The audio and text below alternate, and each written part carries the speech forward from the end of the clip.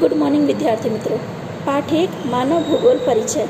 विद्यार्थी मित्रों, इससे पहले वीडियो में हम लोगों ने मानव भूगोल विषय की उत्पत्ति किस प्रकार हुई उसका अध्ययन किया था।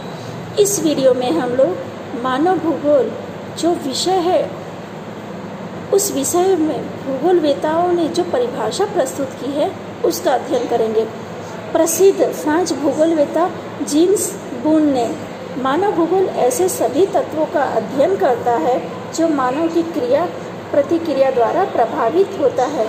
यानी कि मानव जो क्रिया करता है उसके सामने वातावरण जो प्रतिक्रिया देता है और वातावरण जो क्रिया करता है उसके सामने मनुष्य जो प्रतिक्रिया देता है, यह सभी बातों का अभ्यास मानव भूगोल में किया जाता है।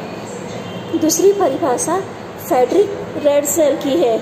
इन्होंने कहा है, मानव भूगोल मानव समाज और पृथ्वी के प्राकृतिक तत्वों के बीच के संबंधों का संश्लेषित अध्ययन करता है। संश्लेषित का अर्थ होता है दोनों को मिलाकर अध्ययन का काम करना। यानी इन्होंने कहा है कि समाज और पृथ्वी का प्राकृतिक तत्व दोनों को मिलाकर अध्ययन मानव भूगोल में किया जाता है। तीसरा है कुमारी एलन सी सैंपल। मानव भूगोल अस्थायी पृथ्वी और क्रियाशील मानव के बीच के परिवर्तनशील संबंधों का अध्ययन है। चौथी परिभाषा है एल्सवर्थ हैंटिंगटन की। इन्होंने कहा है भौगोलिक पर्यावरण तथा मानव की क्रियाओं के परस्पर संबंधों का अध्ययन यानी मानव भूगोल। इन्होंने कहा है कि मानव के साथ सजीव और उनके आसपास के पर्यावरण का अभ्यास मानव को केंद्र में रखकर किया जाता है, उसे मानव भूगोल कहते हैं। इस सभी विद्वानों ने मानव और प्राकृतिक पर्यावरण का साथ में अभ्यास को महत्व दिया है। इसके अलावा एरिस्टोटल, ब्लैक, हैम्लेट, रीडर इत्यादि विद्वानों ने इतिहास पर भूमि के असर को महत्व दिया। इन लोगों ने कहा है कि जो घटना इतिहास में घट चुकी है उस पर कहीं न कहीं भूमि का असर होता है। रेडसेल और कुमारी सैंपल ने भौतिक पर्यावरण मानव क्रियाओं को किस प्रकार प्रभावित करता है। यानी जो लोग ठंडे प्रदेशों में रहते हैं वो लोग गर्म कपड़ा पहनते हैं और उसी तरह का मांसाहार भी ग्रहण करते हैं।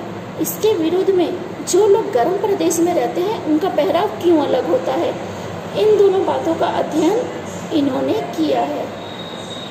हैंटिंगटन ने सामाजिक, सांस्कृतिक और इतिहास पर जलवायु के असर को समझाया है। इन विद्वानों के विचारों से स्पष्ट होता है कि मानव भूगोल मानव समाज और उनके वातावरण के बीच आंतरिक संबंध को प्रधानता दी जाने लगी है। मानव भूगोल एक गतिशील विज्ञान है। ये शॉर्ट क्वेश्चन में कई बार आ सकता है बेटा कि मानव भूगोल कैसा विज्ञान है। तो मानव भूगोल एक गतिशील विज्ञान है। मानव भूगोल की विषय वस्तु में समय के साथ वृद्धि और विस्तार हो रहा है। अब हम मानव भूगोल के अध्ययन के क्षेत्र की जानकारी प्राप्त करेंगे। मानव भूगोल की विषय वस्तु, मानव का पर्यावरण के साथ संबंध यह मानव भूगोल के अध्ययन का केंद्र बिंदु है।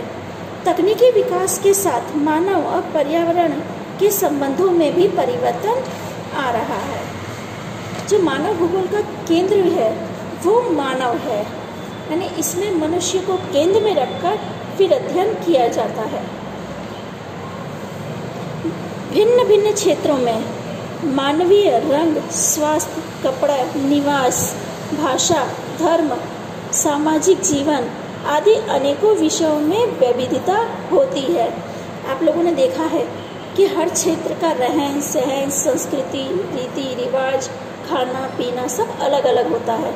सभी लोग एक जैसा खाना पीना नहीं खाते या एक जैसे कपड़े नहीं पहनते। सबकी संस्कृति में कुछ ना कुछ अलग या कोई ना कोई भेदभाव जरूर होता है। कहीं के लोग गोरे होते हैं तो कहीं के लोग श्याम रंग के होते हैं। कहीं के लोगों की जो शारीरिक रचना है या हाइट है वो ज़्यादा होती है, कहीं के लोगों की हाइट कम होती है। यानी हर कहीं ना कहीं आप भेदभाव या अंतर देखते ही हैं। सांस्कृतिक भिन्नताओं का उत्तम उदाहरण यूएसए और भारत जैसे बिन सांप्रदायिक देशों में देखने को मिलता है, क्योंकि यहाँ पर हर तरह के लोगों का निवास है। हर धर्म के लोग, हर जाति के लोग एक साथ निवास करते हैं, अपनी संस्कृति का विकास करते हैं। अमेरिकन भूगोलवेताओं फ्रेंच और ट्वीट द्वारा मानव भूगोल की विषय सामग्री को 2 विभागों में वर्गीकृत किया है। पहला है प्राकृतिक पर्यावरण, दूसरा है सांस्कृतिक पर्यावरण। तो सबसे पहले हम देखेंगे प्राकृतिक पर्यावरण। प्राकृतिक पर्यावरण में भूपृष्ठ, जल परिवहन, जमीन, खनिज, वनस्पति, जलवायु आदि प्राकृतिक तत्वों का समावेश होता है।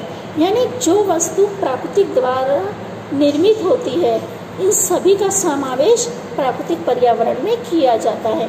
और सांस्कृतिक पर्यावरण में जनसंख्या, बस्तियां, खेती, उद्योग, परिवहन, दूरसंचार, व्यापार आदि मानव सर्जित विषयों का समावेश होता है।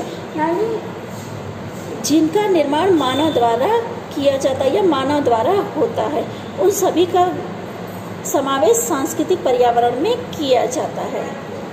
मानव भूगोल के अध्ययन के क्षेत्रों में विशिष्ट पहलू इस प्रकार हैं: मानव की उत्पत्ति, उनकी प्रजातियां और पृथ्वी पर मानवीय प्रजातियों का स्थायीकरण, ये सभी का अध्ययन मानव भूगोल में किया जाता है कि इनकी उत्पत्ति किस तरह से हुई है और इनका विकास किस प्रकार हुआ है।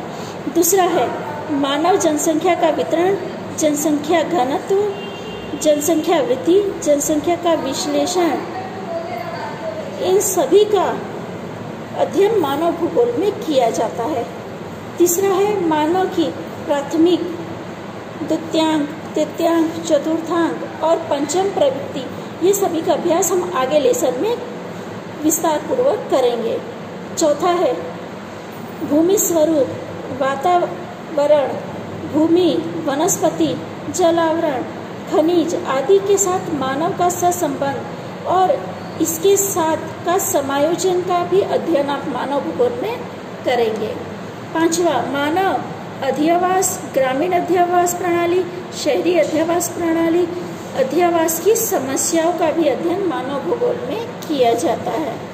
छठा मानव भूगोल की आर्थिक प्रवृत्तियां, शिकार, पशुपालन, खेती, उद्योग, परिवहन, दूरसंचार और व्यापारों का भी वर्णन मानव भूगोल में किया जाता है। सातवां सामाजिक और सांस्कृतिक संगठन, यानी हम जहाँ पर रहते हैं, हमारे आसपास और हमारी संस्कृति का भी वर्णन मानव भूगोल में किया जाता है।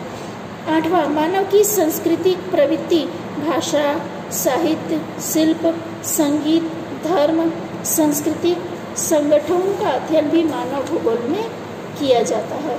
नौवां है भविष्य के संदर्भ में संसाधनों के मूल्यांकन एवं संरक्षण की योजनाओं का भी अध्ययन मानव भूगोल में किया गया है। मानव भूगोल के अध्ययन के क्षेत्र में समय अनुसार व्यापी परिवर्तन होता रहा है। 20वीं शताब्दी के आरंभ में सांस्कृतिक और आर्थिक पहलुओं को ध्यान में रखा जाता था, परंतु बाद में मानव समाज के सामने उत्पन्न हुई नई समस्या एवं चुनौती विषय वस्तु को केंद्र में रखा गया,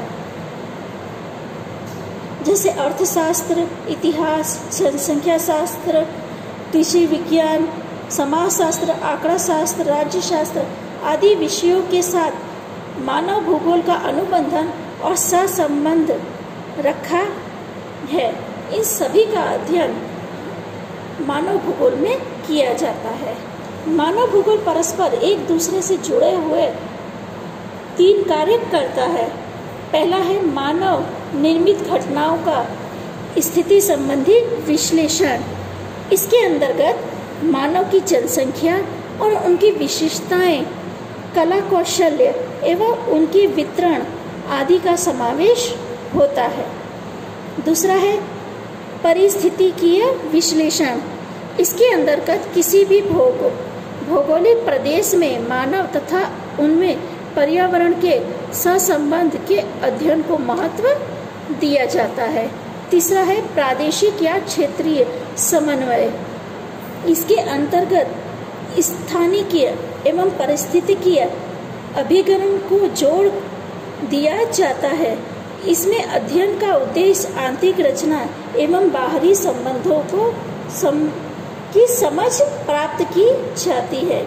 मानवीय सांस्कृतिक विकास के आधार पर बुश एवं एलिसवर्थ ने मानव भूगोल के अध्ययन क्षेत्र को अलग अलग विभागों में सूचित किया है, जिसमें श्रमिक विभाजन, मानव द्वारा प्राकृतिक आपदाओं का शोषण, शहरों की समस्या, जनसंख्या, जंगल एवं प्राणियों के विनाश आदि विषयों पर भी बल दिया गया।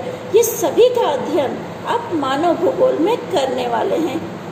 मानव भूगोल का जो क्षेत्र व्यापी बना है ना, इस समस्याओं को लेकर, इन सभी बातों को ध्यान में रखकर मानव भूगोल का क्षेत्र व्यापी हो चुका है आज।